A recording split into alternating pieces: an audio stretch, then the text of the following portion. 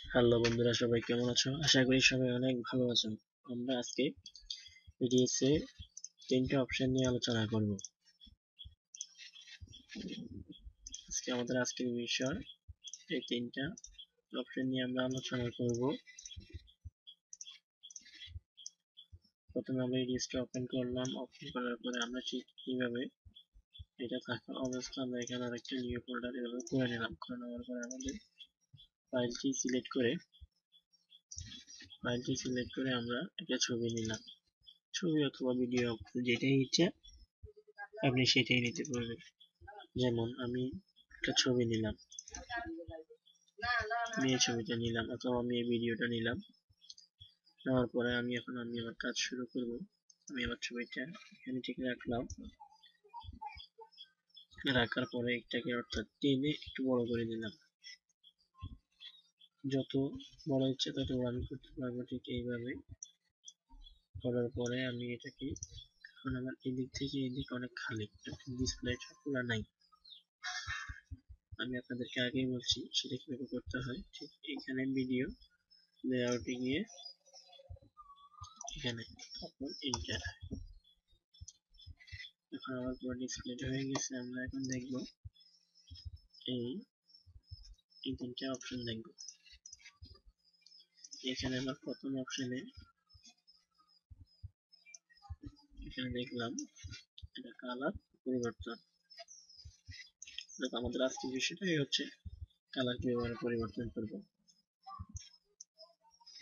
তো দেখি এটা হচ্ছে কিভাবে কালার পরিবর্তন করতে পারি। আমাদের এখানে প্রত্যেকটা কালার আছে।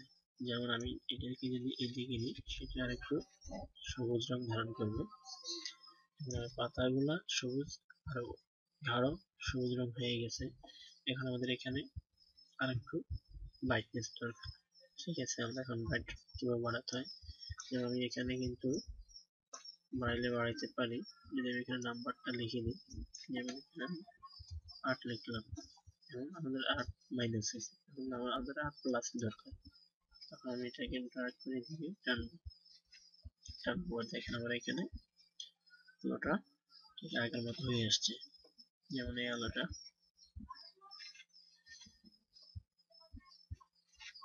দেখেন।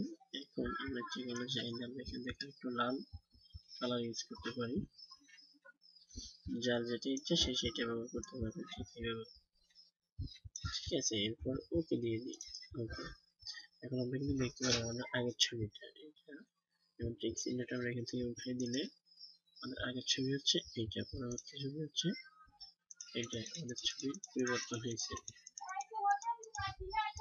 সবুজ কালারটা সবুজ হয়েছে, আমাদের এখানে আরো সুন্দর দেখাচ্ছে। এখন আমাদের এখানে আরো অনেক কালার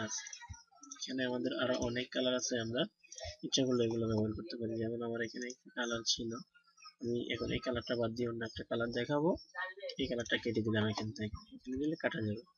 এখন আমি এটা দেখলাম, এটাতে কি আছে দেখুন।